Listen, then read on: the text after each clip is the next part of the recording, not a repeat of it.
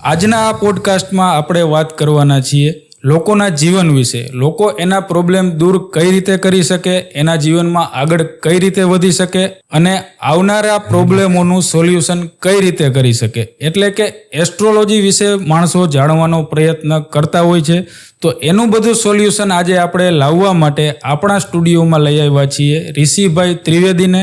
જય ગણેશ. જય ગણેશ. આજે તમારી સાથે એવી ઘણી રસપ્રદ વાત કરવાની છે કે ઓડિયન્સને અને મને ખુદને પણ કાંઈક તેમાંથી જાણવા મળે. બરાબર. અમારી ટીમે તમારા વિશે રિસર્ચ કર્યું, જાણ્યું, એના ઉપરથી જાણવા મળ્યું કે તમે એસ્ટ્રોલોજીમાં બહુ એવા માસ્ટર છો. અચ્છા. તો સૌથી પહેલાં અમને એ જણાવો કે એસ્ટ્રોલોજી એટલે છે શું? એસ્ટ્રોલોજી મારા મતથી બે વસ્તુ છે કે એક મનુષ્યનો જન્માક્ષરથી પણ એસ્ટ્રોલોજી એડવાઇસ કરી શકાય અને સામુદ્રિક શાસ્ત્રથી એડવાઇસ કરી શકાય. સામુદ્રિક શાસ્ત્ર એવું છે કે માણસના સામુદ્રિક શાસ્ત્રની શરૂઆતની વાત કરું તો કે જે ગણેશજી જે છે એમના મોટાભાઈ કાર્તિકેય આ સમુદ્ર શાસ્ત્રની રચના કરી. એમાં મનુષ્યના માથાના વાળથી લઈને પગના અંગૂઠાની બનાવટથી તમે એસ્ટ્રોલોજી એડવાઇસ કરી શકો. હવે તમે એમાં કેટલા નિપુણ છે એના પ્રમાણે તમે એનું જજમેન્ટ લઈ શકો. એવી રીતે વ્યક્તિના ચાલ ચલગત, વ્યક્તિનું કર્મ, કયા ગ્રહો કેવી રીતના ઇફેક્ટ થઈ શકે, હાથની રેખાઓથી પણ જજમેન્ટ લઈ શકાય અને એનાથી એનું સોલ્યુશન નીકળી શકે. એ કોઈ જાદુ નથી, પણ એ એક આપણા હિન્દુ શાસ્ત્રોની અંદર એનો ઉલ્લેખ છે અને એના માધ્યમથી મનુષ્યને શું ધ્યાન રાખવાનું છે, કઈ પરિસ્થિતિમાં સારી કે ખરાબ કોઈ પણ પરિસ્થિતિનું સોલ્યુશન આપણને સામુદ્રિક શાસ્ત્રથી મળે. અને જન્મ તારીખ, સમય અને સ્થળ એ પણ આપણું એક વિજ્ઞાન જ છે. ભારતની પ્રાચીન લિપિમાં દરેક વસ્તુનો ઉલ્લેખ છે, આપણા શાસ્ત્રોમાં એનો ઉલ્લેખ છે કે મનુષ્ય કોઈ પણ સારા અને ખરાબ કામ કરે એના ફળરૂપે એને આર્થિક, શારીરિક અને માનસિક તકલીફ પડતી હોય અને એનું સોલ્યુશન માટે એને શું ધ્યાન રાખવાનું એ બધી વસ્તુનું જજમેન્ટ લેવા માટે મનુષ્યની જન્માક્ષર ઉપરથી જજમેન્ટ કાઢી શકે કે એને આગલા જન્મોમાં કયા કર્મ કર્યા છે, એના હિસાબથી કયા એને કર્મનું ફળ મળી રહ્યું છે. બરાબર. તો એ બધી વસ્તુનું તમે જજમેન્ટ લગાવી અને એનું સોલ્યુશન આપી શકો. અને ઘણા જ્યોતિષી હાથ પણ જોતા હોય છે, હસ્તરેખા જોતા હોય છે, તો એના વિશે શું કહેશો તમે? તે સામુદ્રિક શાસ્ત્રનો જ એક પાર્ટ છે. માથાના વાળથી લઈને પગના અંગૂઠા સુધી તો એમાં દરેક વસ્તુ આવી ગઈ. તો હાથના રેખા, લોકો અત્યાર સુધી હાથના રેખાથી જ આગળ વધતા નથી, પણ માથાના વાળની બનાવટ કેવી છે, નાકનો પ્રકાર કેવો છે, શરીરમાં કઈ જગ્યા પર કયો તલ છે, હાથની માણસની ચાલવાની રીત કઈ છે, એ કયા પગ પહેલા મૂકીને ચાલે છે, દરેક વસ્તુને લઈને એસ્ટ્રોલોજી કહી શકાય. એના ઉપરથી તમે અંદાજો લઈ શકો છો કે આ માણસનો સ્વભાવ કેવો હશે. 100% ખબર પડી જાય, ઘણું બધું ખબર પડે. હા, અમે ડિસ્કસ ન કરીએ જ્યાં સુધી સામેવાળા પૂછે નહીં ત્યાં સુધી, પણ ઘણું બધું જજમેન્ટ અમે લઈએ. એક સામાન્ય માણસને એના જીવનમાં કુંડળી કાઢવી જરૂરી છે? સામાન્ય માણસ માટે મેં તમને હમણાં કીધું ને કે કુંડલીની જરૂર કે જન્માક્ષરની જરૂર સામાન્ય માણસને છે જ નહીં. આ બધી વસ્તુ બ્રાહ્મણ માટે છે કે જે જ્યોતિષ શાસ્ત્રી જો તમને જ્યોતિષ સલાહ સૂચન કરે કે તમે ફોર એક્ઝામ્પલ તમે કોઈ એક દવાખાને જાઓ છો, બરાબર, તો તમે શું લઈને જશો જોડે? તમારી ફાઇલ હોય કે પહેલાં તમને કયા રોગ ચાલુ છે, કે બીપી ચાલુ છે, કે ડાયાબિટીસ છે, કે કશું નથી થયું, કે તમારી પાસ્ટમાં કઈ કઈ સર્જરી થઈ છે, શું થઈ છે. તો એના ઉપરથી ખબર પડે કે તમને અત્યારે જે તકલીફ છે એનું કારણ શું છે તમારા શરીરમાં, અને એનાથી તમે ભવિષ્યમાં શું થઈ શકે અને શું ધ્યાન રાખવાનું છે, કઈ સર્જરી કરવાની છે, નથી કરવાની, એ બધી જજમેન્ટ તમને ક્યાંથી લાગે કે એ કુંડલી તમારી ફાઇલ ઉપરથી ખબર પડે.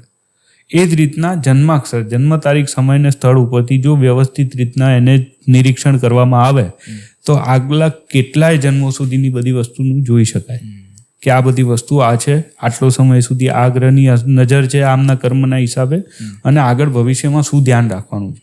હવે સામાન્ય માણસને એની કુંડલી એ પોતાના ઘરમાં રાખે કે ન રાખે એનાથી કોઈ ફરક નથી, પણ એનો ઉપયોગ આવી શકે ને એના જીવનમાં. તમે માનો કે કીધું કે બ્રાહ્મણ કુંડળી કાઢી આપે, કાઢ્યા પછી એને ફોલો તો કરી શકે છે ને કે મારે આ વસ્તુનું ધ્યાન રાખવું જોઈએ, આ કરવું જોઈએ, ફળાદેશમાં એ જે કે એ પ્રમાણે આગળ વધવું જોઈએ. હવે કુંડળી લઈને પોતે નિરીક્ષણ કરી અને પોતે જજમેન્ટ લગાવી લે, પોતાને તો કેવી રીતે ખબર પડવાની, એ જાણતો નથી. અત્યારે એ બહુ ઇઝી વસ્તુ છે. તમે સમજો કે ગૂગલમાંથી 2 ચોપડી વાંચીને કંઈ પણ કરી શકાય. પણ કહેવાનો મતલબ કે જ્યારે તમે બ્રાહ્મણની પાસેથી સલાહ લો છો તો બ્રાહ્મણની પાસે ઓલરેડી ગોડ ગિફ્ટ છે, હા એને ભૂદેવ કહેવામાં આવે છે. એટલે એ તમને કંઈક સોલ્યુશન આપશે ને એની પાસે બાય ડિફોલ્ટ એનો આશીર્વાદ આવશે, તો એનાથી તમને સોલ્યુશન મળે. તો એના માટે કુંડળી તમારે ઘરમાં રાખવાની જરૂર નથી. કદાચ તમારે રાખો તો એનાથી તમે પ્રિડિક્ટ કરવાની જરૂર નથી કે મારું આવું થશે કે આવું થશે, ક્યારેય સાચું નહીં પડે. તમને આ વિષયમાં રસ કેવી રીતે પડ્યો? મારી વાત કરું ને તો હું પોતે એક સોફ્ટવેર એન્જિનિયર છું, અને કહેવાય ને કે આ ભૂદેવની પાસે ગોડ ગિફ્ટ તો હોય જ. પછી ધીમે ધીમે એનું એક વ્યક્તિ, બે વ્યક્તિ, 2015-16 મેં એસ્ટ્રોલોજી એડવાઇસ કરવાનું ધીમે ચાલુ કર્યું હતું. નાનું મોટું રીડ કરતા હોય, અને કહેવાય ને કે અમે આમ જોઈએ ને એટલે એવું કહેવાય કે પંચાલનો દીકરો જન્મે ને એટલે એ ઘૂઘરો છે ને, એ સામાન્ય વ્યક્તિ હોય ને તો ઘૂઘરો ગમે ત્યાંથી પકડે, પણ પંચાલનો દીકરો હોય ને એનું હેન્ડલ પકડે, કારણ કે એન્જિનિયરિંગ એના બ્લડમાં. તે જ રીતે અમે કોઈનો હાથ બી જોઈએ કે બહુ પ્રોપર જો સત્કર્મ કરતા હોય ને બધું હોય તો ઇમિડિયેટલી એ લોકોની પાસે ગોડ ગિફ્ટ છે, અને તમે એને કેટલું ડેવલપ કરો છો એના ઉપર છે. કે પછી ધીમે આજે 15-17 હજાર કુંડલી મેં જોઈ હશે, એટલા બધા લોકોને દરેક જાતના સોલ્યુશન કે જાતના પ્રોબ્લેમ્સ હોય કે, અને એમાં પણ જો સોશિયલ મીડિયા ઉપર આવ્યા પછી જે હું કેટલા બધા કેસ જોઈ રહ્યો છું કે ક્યારેક એવું થાય કે માણસ આવી પરિસ્થિતિમાં બી હશે.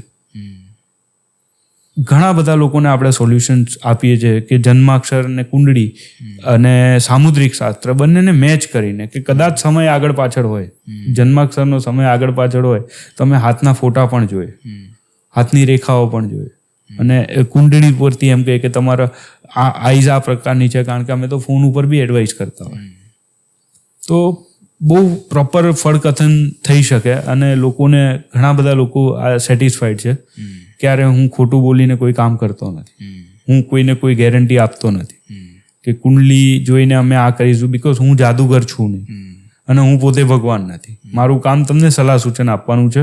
અગર તમે એ પ્રમાણે ચાલશો તો તમને સોલ્યુશન મળશે, પણ એ સોલ્યુશન તમે કરશો અને એની પાછળ તમારો ભાવ કેવો છે, તમે ભગવાનની ઉપર શ્રદ્ધા કેટલી છે. તમે કોઈ પણ ધર્મની ભાવ, પણ એની પર તમને એટલી શ્રદ્ધા હોવી જોઈએ. એને ધ્યાનમાં લઈને આપણા હિન્દુ શાસ્ત્રના જીવન જીવવાના નિયમો છે, એને ફોલો કરશો અને પછી હું કહું છું એમ કરશો, ત્યારે એનું વસ્તુનું સોલ્યુશન મળશે. અમે બીજી એક વસ્તુ પણ તમારી જોઈ હતી કે તમે લોકોને ગાઈડ કરો છો, જેનું તમે નામ રાખ્યું છે ઋષિ પુરાણ. હા, તો એની પાછળની સ્ટોરી શું છે? ઋષિ પુરાણની વાત કરીએ ને તો એવું છે કે મેં છે ને કે સોશિયલ મીડિયા પર પહેલાં હું હતો નહીં, અને હું સામાન્ય લોકોને એમ જ એડવાઇસ કરતો હતો. હવે ધીમે એવું વિચાર્યું કે હવે સોશિયલ મીડિયા પર આવવાની જરૂર છે, આપણે લોકો સુધી પહોંચી શકે, લોકો સુધી, કે વધારેમાં વધારે લોકોને આપણે સેવા કરીએ. પૈસા તો આવવાના જ છે, કોઈ પણ રીતે પૈસા કમાવાના જ છે, પણ વધારેમાં વધારે લોકોની સેવા કરવી, વધારેમાં વધારે લોકોને સીધા માર્ગે લઈ જવા. હું પોતે બ્રાહ્મણ છું, મારું કામ છે લોકોને સીધા માર્ગે લઈ જવા, નહીં કે હું મારા સ્વાર્થ માટે કહેવી. તો ધીમે મેં એવું વિચાર્યું કે ચલો આપણે જે પોઈન્ટ્સ છે એને આપણે લખીએ. તો મેં ધીમે લખવાનું ચાલુ કર્યું. તો મારી જે બુક હતી, અને પછી મારી સોશિયલ મીડિયા ટીમ જોડે ડિસ્કસ કર્યું કે આટલા ટોપિક્સ પર આપણે વિડીયોઝ ને બધું બનાવી શકીએ છીએ કે જે લોકોને કામ લાગે. હવે એની ઉપર કાંઈ બુક ઉપર કંઈ નામ કે એવું કંઈ લખેલું નહોતું, અને મેં એક દિવસ જાતે જ એની ઉપર ઋષિ લખ્યું ને પછી પુરાણ લખી નાખ્યું, એમ ખબર નહીં વિચાર આવ્યો, અને એમને એમ રહી ગયું. પછી મારી સોશિયલ મીડિયાની ટીમે જોયું એટલે કે નહીં, નામ તો આ જ હોવું જોઈએ એમ કરીને એનું નામ ઋષિ પુરાણ પડી ગયું. ઋષિ પુરાણ એક એવી વસ્તુ છે કે અત્યારે સામાન્ય માણસ દરેક શાસ્ત્રો, દરેક ગ્રંથો બધું વાંચી શકતા નથી, અને એની સાથે એ લોકોને એવો સમય બી નથી કે એ લોકો સામાન્ય માણસ પોતાનું જીવન ચલાવે, પોતાના પરિવાર જોડે ચલાવે, કે એનું કર્મ કરે, કે પછી એ શાસ્ત્રોની પાછળ ઘણો બધો, કારણ કે એની પાછળ છે. તો એની કોમ્બિનેશન અમે લોકોએ કાઢ્યું કે દરેક માણસને જરૂરી શું પડી શકે અને એને જરૂરિયાત માટે એના સોલ્યુશન શું છે. તો અમે એક કોમ્બિનેશન ભેગું કર્યું. આધુનિક શાસ્ત્ર કહી શકાય કે અત્યારે દરેક વસ્તુમાં એક કોમ્બિનેશન છે જ, એનું સોલ્યુશન મળી જાય કે મેક્સિમમ લોકો અમારાથી સેટિસ્ફાઈડ થાય. હા, લોકોને તમે સાચો રસ્તો બતાવો છો, હેલ્પ કરો છો. હા, લોકોને ગેરમાર્ગે દોરવાનો કોઈ પ્રયત્ન નથી, કે આપણા શાસ્ત્રોને ચેન્જ કરવાનો કોઈ વાત નથી. આપણો ધર્મ એ જ છે અને એ જ રહેવાનો છે, પણ એમાંથી જરૂરિયાતવાળી વસ્તુ લઈને લોકોને આપીએ છીએ. શાસ્ત્રોમાં હરેક વસ્તુનો ઉકેલ છે, પણ લોકોને શોધતા આવડવું જોઈએ. શોધતા આવડવું જોઈએ. એની પાછળ તમારું કર્મ કેવું છે, એટલે ક્યારેક આંખની સામે પડેલી વસ્તુ ન દેખાય માણસને. એવા ઘણા બધા સિચ્યુએશન આવતી હોય કે ક્યારેક કંઈક ખોઈ ગયું ને તમે શોધતા હો, ત્યારે એ આંખની સામે પડ્યું છે તો બી તમે નહીં જોઈ છે. તો ઘણી વખત આપણી સામે પડેલી બુક્સ હોય કે આપણા ઘરની અંદર જ એ બધી વસ્તુ હોય, ગીતા, રામાયણ, પણ ક્યારેય વાંચવાની તસ્તી નથી. પણ એનું સોલ્યુશન જો તમને એમાંથી 110% એમાંથી સોલ્યુશન મળે, પણ તમને એ લેતા આવડવું, પણ એ નથી તો પછી અમે સાચી વાત આપીએ છીએ. અત્યારે આપણે લોકોની વાત કરીએ તો એમનામાં સૌથી મોટો ગંભીર પ્રશ્ન કયા છે? અત્યારે ગંભીર પ્રશ્નની વાત કરીએ ને, કે આ દુનિયામાં 7 અબજની વસ્તી છે એપ્રોક્સિમેટલી, એમાંથી લોકો 3 જ પ્રકારની તકલીફ છે: આર્થિક, શારીરિક અને માનસિક. હા, બરાબર છે. બરાબર. એની વેલ્યુ પ્લસ માઇનસ હોઈ શકે, ઓછી વધતી હોઈ શકે, પણ માણસ 3 જ પ્રકારની તકલીફમાંથી ગુજરે છે. એક છે આર્થિક, એટલે પૈસાની ને ભૌતિક સંપત્તિની તકલીફ હોય, કોઈકને લોન ચાલતી હોય, ના હોય. બરાબર. શારીરિક તકલીફ હોય, એટલે શરીરમાં માથાનો તાવ આવે કે માથું દુખે કે કેન્સર હોય કે ખરાબમાં ખરાબ રોગ હોય, એ શારીરિક તકલીફમાં જ આવે.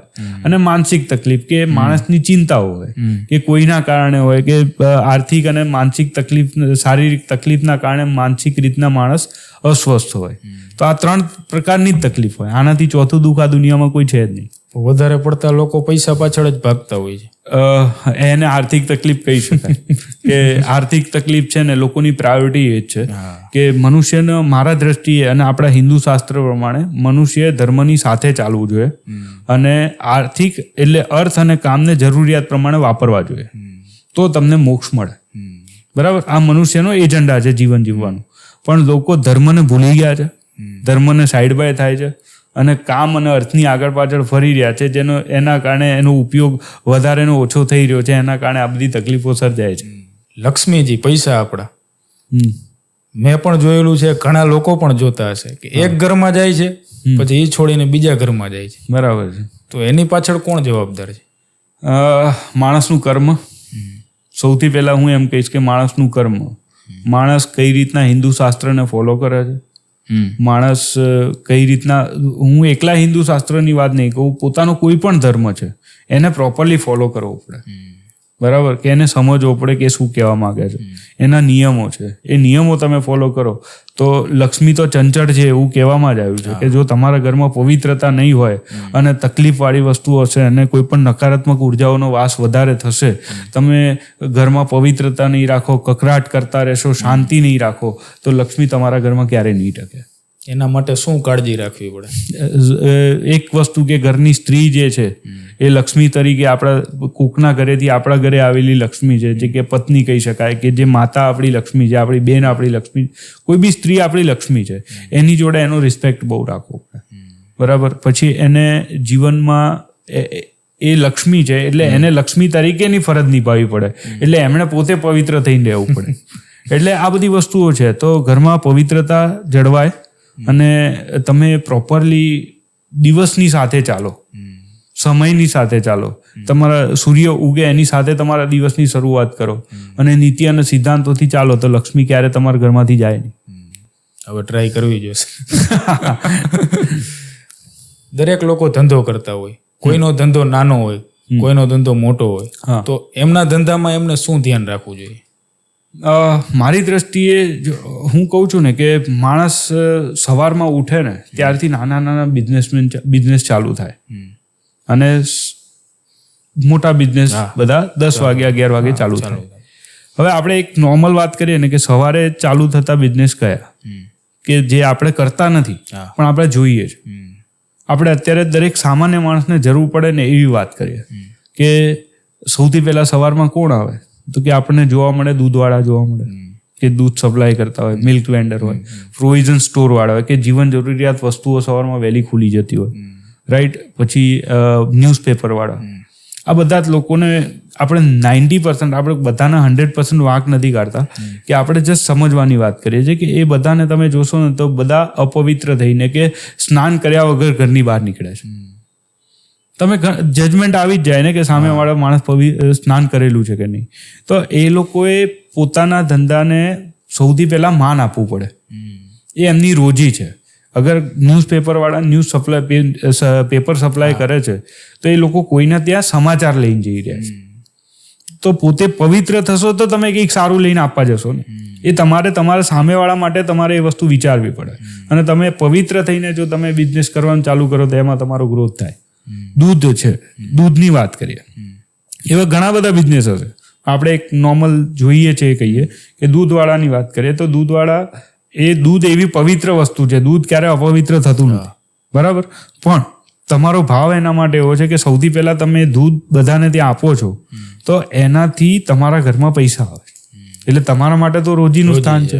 એટલે તમે એને પહેલા સ્નાન કરીને ત્યાં બેસો ને, કાં તો સપ્લાય કરવા જાઓ ને, બરાબર. અને એ દૂધ તમે જેના ઘરે આપો છો એ આખો પરિવાર આખો દિવસ એ દૂધથી ચલાવે છે, ઉપયોગમાં લે છે. કે સૌથી પહેલા ભગવાનને અભિષેક કરવામાં લેતા હોય કે પછી ચા પીવામાં લેતા હોય. એ દિવસની પહેલી ચા તમે જે દૂધ આપ્યું છે એનાથી પીવે છે. તો એનો દિવસ કેવો જશે? એક નોર્મલ વસ્તુ છે. પણ તમે જે ધંધો કરો છો સામેવાળાને કેટલો યુઝફુલ છે એનું તમે વિચારી લીધું તો તમારો ઉપરવાળો વિચાર લેશે. તો આવી નાની નાની વસ્તુઓ છે એ દરેકે ધ્યાન રાખવાની કે તમારો કોઈ પણ નાનો ધંધો છે કે મોટો ધંધો છે, તમારા ધંધાને તમારે જ માન આપવું પડશે. નાયા ધોયા વગર તમે ધંધાની બહાર ધંધો કરવા નીકળો તો તમારી પ્રગતિ ક્યારેય ન થાય અને સામેવાળાને બી એટલું યુઝફુલ ન થાય. કોઈ પણ કામની શરૂઆત સ્નાન કરીને કરવી, પવિત્ર થઈને સ્નાન કરવું પડે ને. ખેડૂત હોય તો એ પણ ખેતરમાં ઘણા બધા 4 વાગે જાય કે 5 વાગે જાય, પાણી વાળવા જાય, ગમે તે સ્નાન કરીને જાઓ ને. તમે જે અનાજ પકવો છો એ કેટલા બધા લોકો ખાય છે, પીવે છે. પ્લસ તમારી જમીન છે, તમારી માતા છે, તો એની ઉપર તમે સ્નાન કરીને પવિત્ર થઈને કરો. અનાજ પણ દેવ છે. આપણા શાસ્ત્રોમાં ધન દેવ, અન્નપૂર્ણા માતા છે. તો આ બધી વસ્તુ માટે નોર્મલ વસ્તુ છે કે તમે સ્નાન કરીને જાઓ. અને જે લોકો ધંધો કરતા હોય તો એમની કોઈ ને કોઈ ધંધાની જગ્યા હોય છે, તો એના ઉપર શું ધ્યાન રાખવું જોઈએ? ધંધાની જગ્યા ઉપર દેખો, એક સવારમાં મેં કીધું ને કે સવારમાં પહેલા તો સામાન્ય માણસે મારા આગલા પોડકાસ્ટમાં બી કીધું છે ને અત્યારે પણ હું ફરીથી કહી દઈશું પણ કે એ દિવસના પહેલા જે નિયમો ફોલો કર્યા પછી એમણે સમયસર ધંધાની જગ્યા ઉપર જવું પડે. કે 10 વાગ્યા છે કે 11 વાગ્યા છે, એક તમારો ઓફિસનો જે ટાઈમ છે એ ટાઈમ ઉપર તમારે રેગ્યુલરલી પહોંચવું પડે, બરાબર. પછી ત્યાં બેસી અને તમારે રોજિંદા જે કામ છે એ કરતા પહેલા ત્યાંનો જે દેવ છે, તમે જે પણ ભગવાનનું સ્થાન બનાવ્યું છે એને વંદન કરીને પ્રોપરલી 2 મિનિટ નામ આપો. બહુ ભગવાન ઓફિસ જઈને કરવાની જરૂર નથી, 2 મિનિટ એને સમય આપો. એ કર્યા પછી સત્કર્મની શરૂઆત કર્યા પછી તમે તમારા કર્મની શરૂઆત કરો. તમારા પ્રેમાઇસીસમાં, તમારી ફેક્ટરીમાં જે નાનો વર્ગ છે કે મજૂર છે કે નાનો કારીગર છે કે કોઈ પણ મોટો મેનેજર છે જેને તમે હાયર કર્યા છે, એને પ્રોપર તમે રિસ્પેક્ટિવ આપો. તમારા માટે કામ કરે છે, જે તમારા માટે કામ કરે છે ને, એ લોકો કામ કરે છે એટલે તમારા ઘરે પૈસા આવે છે. એટલે ઘણા લોકો હળધૂત કરતા હોય છે, ફેક્ટરીઓ ક્યારે ઉપર આવતી નથી. તમે જોયું હશે, બરાબર, કે એને માનની જરૂર છે. બીજી વસ્તુ કે તમે એને રિસ્પેક્ટ આપશો તો તમારા ઘરમાં અને એ સ્ટાફ પ્રોપરલી તમારી પર ખુશ રહીને કામ કરશે. પ્લસ એ લોકોના વેતન હોય કે એમના પગાર હોય કે એમના એ દરેક વસ્તુ તમારે એમને સમયસર આપવી પડે.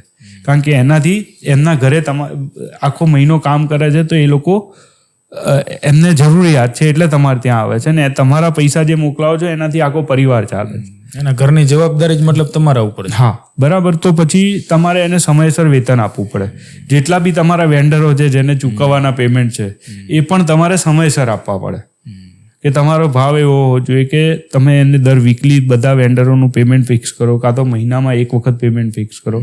એવું નહીં કે આજે આવ્યું ને કાલે કરાવી દઉં છું ને કાલનું પેમેન્ટ પરમ દિવસે કરાવી દઉં છું. એવું કરશો તો ત્યારે કોઈ ધંધો સ્ટેબલ થતો નથી. અત્યારે કોઈ ટાઈમે કરતું જ નથી. એનું કારણ છે કે પોતે ભેગા જ નથી કરવા, કોઈને ધીરજ નથી, બરાબર. કે સમય સંજોગ પ્રમાણે કે તમે આખા વીકનું પેમેન્ટ, ફોર એક્ઝામ્પલ તમારે 25-30 હજાર રૂપિયા આજે આવ્યા, કાલે 50,000 આવ્યા, પછી લાખ આવ્યા, પછી પાછું 25 આવ્યા, તો પૈસા ભેગા થશે અઠવાડિયામાં તો એ અમુક અમાઉન્ટ ફિક્સ રહેશે કે તમને મોટી અમાઉન્ટ જોવા મળશે અને તમે એને પ્રોપરલી યુટિલાઇઝ કરી શકશો કે તમે અને એમાંથી તમે બચત પણ કરી શકશો, બરાબર.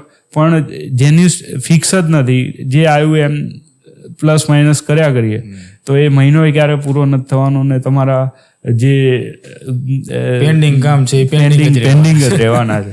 એટલે આ બધી વસ્તુ નાની નાની વસ્તુ છે કે લોકો ધ્યાન નથી રાખતા અને એનાથી ત્યાં આગળ લક્ષ્મી ટકતી નથી. પરિણામે ત્યાં કકરાટ થાય, લોકોના જીવ બળે. વેન્ડરો હોય એ કોઈ પેમેન્ટ કલેક્શન કરવા આવે અને તમે પેમેન્ટ ના આપો, બહુ બધી આશા લઈને આવ્યા હોય ને, એના માટે તો આપણે કસ્ટમર છે. હવે એને પેમેન્ટ ના આપો એટલે ઘરે જઈને એમ કે યાર પેલી કંપનીમાંથી પેમેન્ટ આવવાનું તું ન આવ્યું, તો આખો ફેમિલી એના પર ડિપેન્ડેડ હતું. તો આ બધી વસ્તુ નિશાસાને કન્વર્ટ થાય છે. આજે તમે મારી ઓફિસે આવ્યા તો હું જેમ ચેર રાખીને બેઠો છું અથવા તો કોઈ દિશામાં બેઠો છું તો એ દિશા ફેસ એનું કેટલું મહત્વ છે? ઘણી બધી આ બહુ ઇફેક્ટિવ વસ્તુ છે કે હું એમ કહીશ કે આપણા હિન્દુ શાસ્ત્રમાં સાઉથ ડિરેક્શનને આપણે પ્રાયોરિટી નથી આપતા. બરાબર? કે કોઈ પણ વ્યક્તિ હોય એ સાઉથ દિશા એટલે દક્ષિણ દિશા તરફ મોઢું કરીને બેસે. આ આપણું શાસ્ત્ર કહે છે. મારા ઘરે કોઈ વસ્તુ બનાવેલી નથી અને મેં અનુભવ કરેલા છે આ બધા, કે જેવા પણ મોટી મોટી ફેક્ટરીઓની અમે વિઝિટ કરતા હોય છે, વાસ્તુશાસ્ત્ર એડવાઇસ કરીએ છીએ. જો એમની ડિમાન્ડ હોય કે અમે ત્યાં જઈને લોકોને બધું સોલ્યુશન કરીએ તો અમે જઈએ છીએ.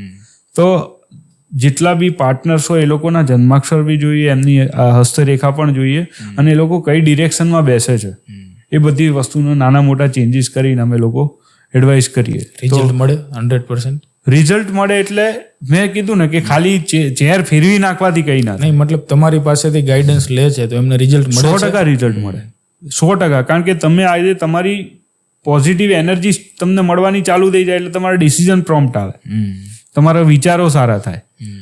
બરાબર? ઉત્તર દિશાની સામે ફેસ કરીને બેસો તો તમે તમારા વિચારોમાં બદલાવ આવે. પૂર્વ અભિમુખ એટલે ઉગતા સૂરજની સામે જોઈને તમે કામ કરો એટલે તમારામાં પોઝિટિવિટી આવવાની જ છે.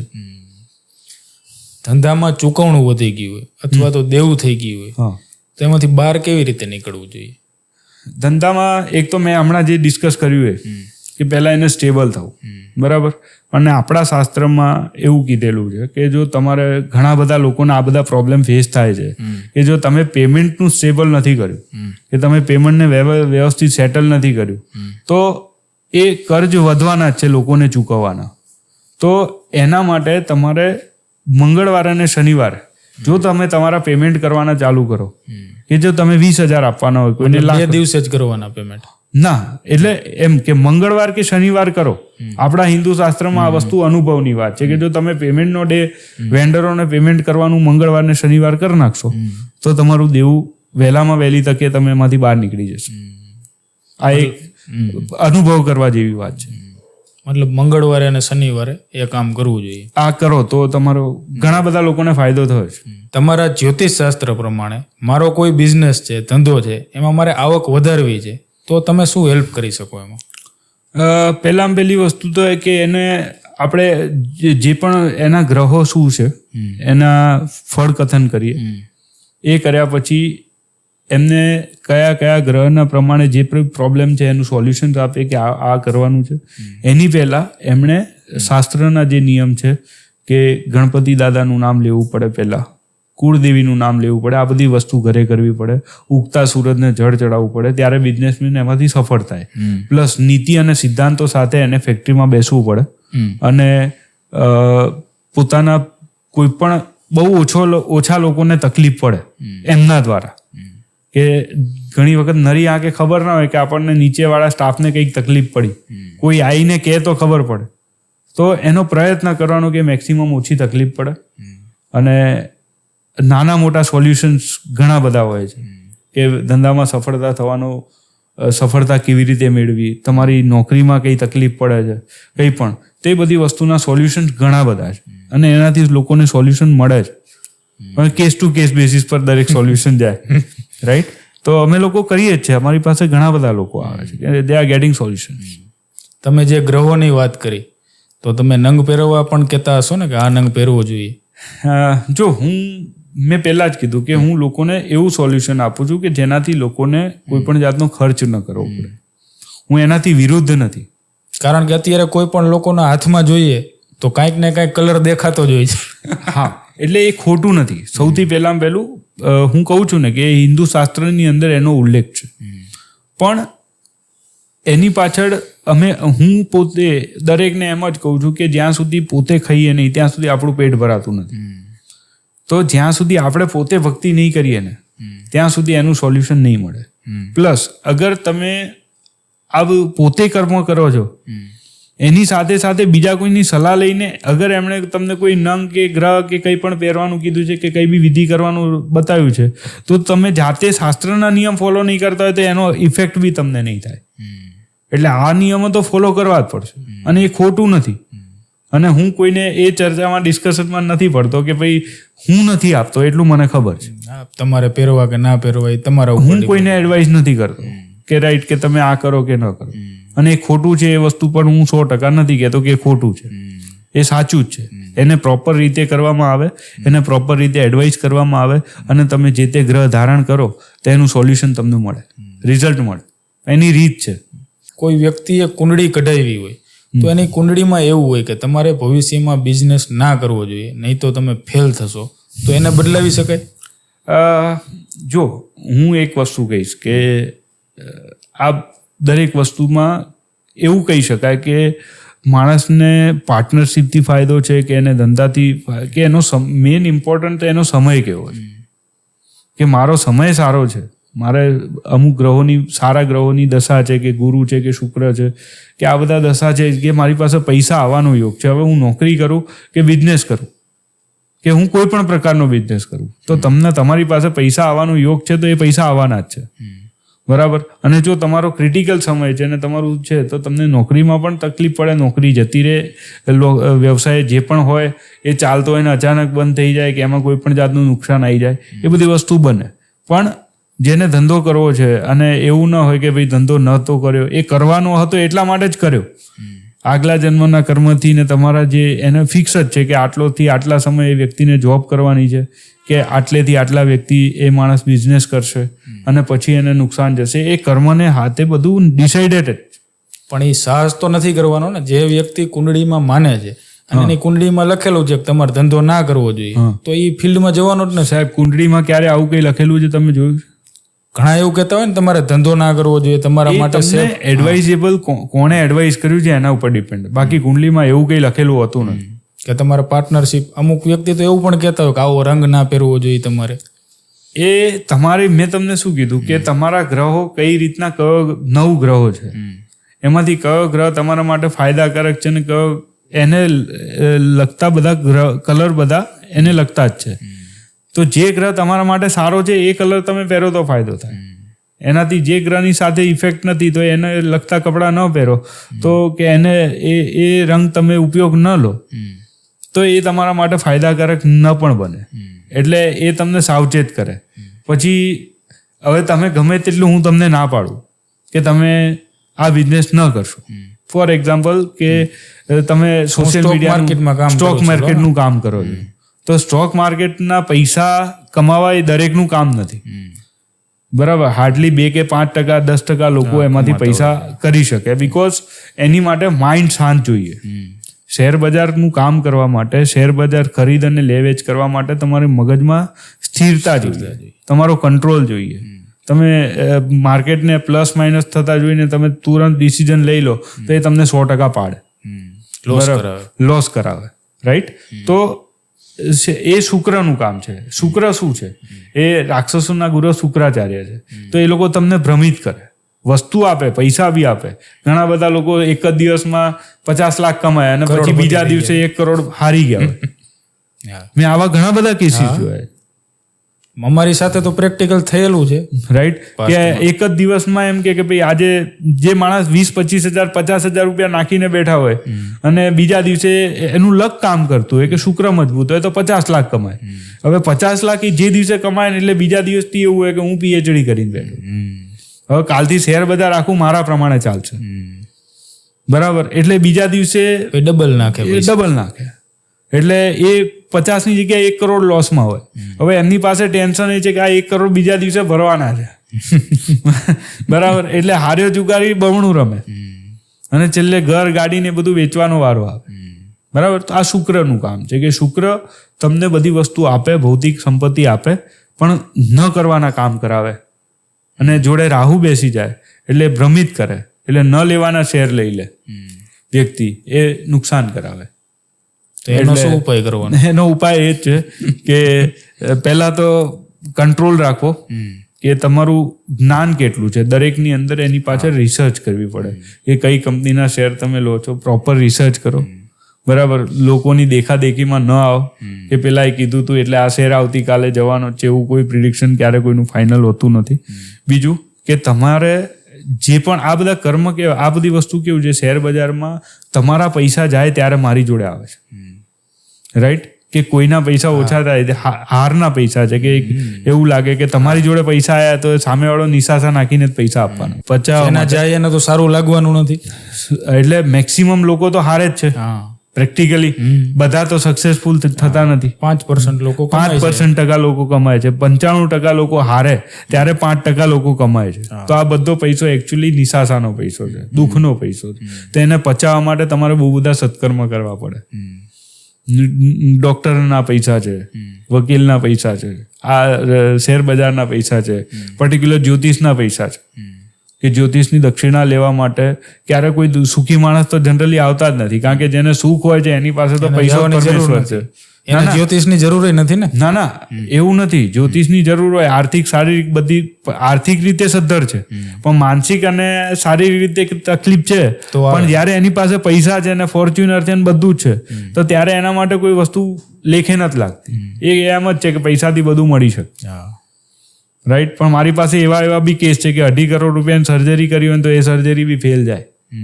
એવા બી કેસ છે. હું સોશિયલ મીડિયા ઉપર નામ નહીં લઉં એ વ્યક્તિનું, પણ એવા પણ વ્યક્તિઓ મારી પાસે છે કે જે લોકોને હું એડવાઇસ કરું. આજે તમારી સાથે વાત કરીને ઘણી બધી વસ્તુ જાણવા મળી કે જેનો અમારે પણ ફેરફાર કરવો જોઈએ અને લોકોને પણ કરવો જોઈએ. તો લાસ્ટમાં આજે જે લોકો જોવે છે આ પોડકાસ્ટ, તો એમના માટે કોઈ એવો મંત્ર, કોઈ એવો નિયમ કે એની લાઈફ બદલાઈ જાય? સૌથી પહેલા હું દરેક લોકોને એક જ સોલ્યુશન આપું છું કે પર્ટિક્યુલર 1 મંત્ર, 2 મંત્ર, 5 મંત્ર એવા કોઈ જાદુઈ મંત્ર નથી. બરાબર? બહુ બધા મંત્રો છે. મંત્રો ઘણા બધા છે આપણી પાસે. આપણે હિન્દુ શાસ્ત્રમાં એટલા બધા દેવદેવી છે, બરાબર? પણ હું એમ કહીશ કે એક નોર્મલ વસ્તુ છે કે તમારે એ વસ્તુ કરો તો એનાથી સોલ્યુશન મળે. તમારે વિચાર શક્તિ તમારી મજબૂત થાય અને તમે પોઝિટિવ વિચારી શકો એ દિવસની શરૂઆત. હું સૌથી મોટી વસ્તુ એ કહું છું કે કહેવાય ને કે એક નિયમ છે મનુષ્યનો. બાકી એ પ્રાણીઓ, જનાવર, એ બધા લોકોને આ લાગુ નથી પડતું, કારણ કે ભગવાને એક જ વસ્તુ સારામાં સારી બનાવી છે કે જે મનુષ્ય છે, કે એને બુદ્ધિ ને દરેક વસ્તુ પ્રોપર માત્રામાં મળી છે. બરાબર? તો એના માટેના નિયમ છે કે એને મનુષ્યનો જન્મ મળે ને એટલે સીધો મોક્ષ મળે. મેં પહેલા વચમાં બી કીધું કે ધર્મને સાથે રાખીને કર્મ, કામ અને અર્થ બંનેને પ્રોપર રીતે વાપરે તો મોક્ષ મળે. તો કહેવાનો મતલબ એક જ છે. તો એના નિયમો છે કે ગીતાની અંદર બી, દરેક શાસ્ત્રની અંદર લખેલું છે કે સવારમાં વહેલા ઉઠો, સમયની સાથે ચાલો. બરાબર? તમે જે કહો છો ને એનું જ સોલ્યુશન છે દરેક વ્યક્તિ માટે કે જો માણસ સવારમાં વહેલા ઉઠીને નહીં ધોઈને તૈયાર થઈ જાય ને, ખાલી ભલે હું તો કહું છું 2 મિનિટ જ ભગવાનનું નામ લો. બહુ ભગવાન કરવાની જરૂર નથી. એવું કોઈ જ ભગવાન નથી કહેતો કે કોઈ મંદિરમાં બેસી રહો કે એવું કોઈ ભગવાન નથી કહેતો. તમારી પાસે સમય હોય તો જાઓ ને, પણ હું તો કહું છું કે 2 વખત ભગવાનનું સારું નામ લઈ લો, સાચી રીતના નામ લઈ લો. ખાલી 1 વખત ભગવાનને પ્રોપર વંદન કરી લો તો ભગવાન તમારી સાથે જ છે. નીતિ ને સિદ્ધાંતોથી ચાલીએ. બરાબર? અને તમે જે કીધું ને કે મંત્રમાં એવું કંઈ છે જ નહીં. સૌથી પહેલી વસ્તુ કે મારે ગણપતિ દાદાનું નામ તો પહેલા લેવું જ પડે. કેમ લેવું પડે? કે ગણપતિ દાદા પોતે વરદાન લઈને બેઠા છે, પ્રથમ પૂજ્ય છે કે તમે કોઈ પણ કર્મ કરો ત્યારે તમે ગણેશજીનું નામ નહીં લો તો તમને બધું કરેલું નકામું છે. એટલે બધા લોકો પહેલા ગણપતિનું નામ લે છે. એટલે તો પછી આપણે સવારમાં વહેલા ઉઠીને નાહી ધોઈને તૈયાર થઈ અને સવારમાં સૌથી પહેલા તમે એક વખત ગણપતિ દાદાનું નામ લો. 1 વખત લો કે 108 વખત લો કે તમારી મરજી. બરાબર? સારી રીતના ઓમ શ્રી ગમ ગણેશાય નમઃ. પછી બીજી એક વસ્તુ કે તમારા કુળને પ્રોટેક્ટ કરતા હોય એવા કુળદેવી કહેવાય. એનું ઇમ્પોર્ટન્સ છે કે ક્યારે પણ તમે કોઈ પણ જગ્યાએ જાઓ એટલે એક જ વસ્તુ પૂછવામાં આવે કે તમારી કુળદેવી કોણ છે. એટલે કુળદેવી જે છે ને એ આપણા શક્તિ છે, આપણા કુળને ચલાવે છે.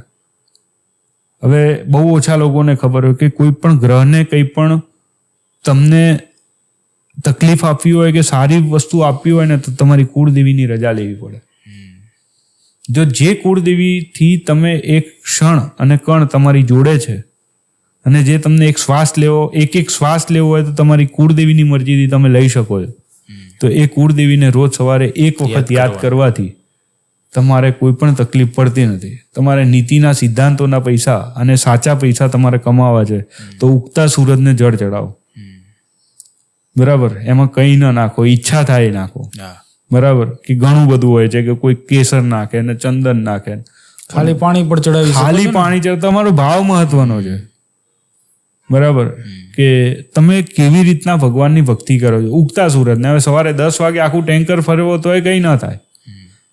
બરાબર, પણ એનો નિયમ છે કે સૂર્યને જળ ચડાવો. એટલે મારા ઘણા પોડકાસ્ટમાં મેં આ ડિટેલ કીધી છે કે તમે સૂર્યને જળ ચડાવો એટલે અમૃત થઈ ગયું. એ તમારા પગ ઉપર પડે એટલે એનો અનાદર થાય. એવું ન થવું જોઈએ. તેના ઘણા બધા રસ્તા છે કે સૂર્યનું જળ ચડાવ્યા પછી એ પગમાં ન પડે, કાં તો બીજું કોઈ એની ઉપરથી ચાલીને ન જાય. એના માટે તમે શું સાવચેતી રાખી શકો? તો એ તો તમે મનુષ્ય છો તો તમને ખબર જ છે. બરાબર, તો આ 2 વસ્તુ છે. 3 વસ્તુ ધ્યાનમાં રાખો. બરાબર, સમયસર તમે તમારું જમવાનું પ્રોપર સાત્વિક ફૂડ લો. બરાબર, સિદ્ધાંતોથી તમારું કર્મસ્થાન છે ત્યાં સમયસર પહોંચી જાઓ. ત્યાં બીજા કોઈને તકલીફ ન પડે એવું કામ કરીએ. અને સાંજે સમયસર વ્યવસ્થિત આવીને પોતાના પરિવાર જોડે જમવાનું લઈ અને એમની જોડે સારો સમય ગાળીએ તો તમારું જીવનમાં ક્યારેય કોઈ પણ જાતની તકલીફ ન પડે. પછી તમને સમય મળે તો હનુમાન ચાલીસા કરો. આ બધા દેવ એટલા સરસ છે કે તમે કોઈ પણ રીતના નામ લેશો ભાવથી તો બધું આપશે. મતલબ કે સીધી લાઈન ઉપર ચાલો, સીધું લાઈન, તકલીફ નહીં પડે. કોઈ કઈ તકલીફ છે જ નહીં. ક્યાં ભગવાન, તમે જો સમજો કે કોઈ એમ કહે છે કે મને મંગળની તકલીફ છે ને ઘણા બધા લોકો આજે અમે કહીએ કે સાહેબ હું માંગલિક છું. અરે ભાઈ નથી. સમજો છો કે ઘણા લોકો એવું પૂછે ફોન ઉપર કે મારે આ દશા ચાલે છે, આ દશા ચાલે છે, હવે આનું સોલ્યુશન. તો પણ એ બી જાતે જ કરી લેવું હતું ને. પણ કહેવાનો મતલબ એમ છે કે ક્યારે જો તમે નીતિ અને સિદ્ધાંતોથી ચાલો અને સમયસર ચાલો, સમયની સાથે ચાલો, ત્યારે કોઈ તકલીફ નથી થતી. બરાબર, અમારી જોડે આવવાની જરૂર નથી. અમારી જોડે આવશો તો ઓલવેઝ વેલકમ છે. બરાબર, તો ઘણું બધું ઋષિભાઈ તમારી પાસેથી આજે જાણવા મળ્યું. અને તમને લોકોને પણ ઋષિભાઈને કંઈ પૂછવું હોય તો નીચે કોમેન્ટ કરજો. તમને ગાઈડ કરવામાં આવશે, તમારા પ્રોબ્લેમનું સોલ્યુશન કરવામાં આવશે. તો થેન્ક યુ ઋષિભાઈ, તમારો કિંમતી સમય આપ્યો અને અહીંયા પર આવ્યા તમે. ધન્યવાદ.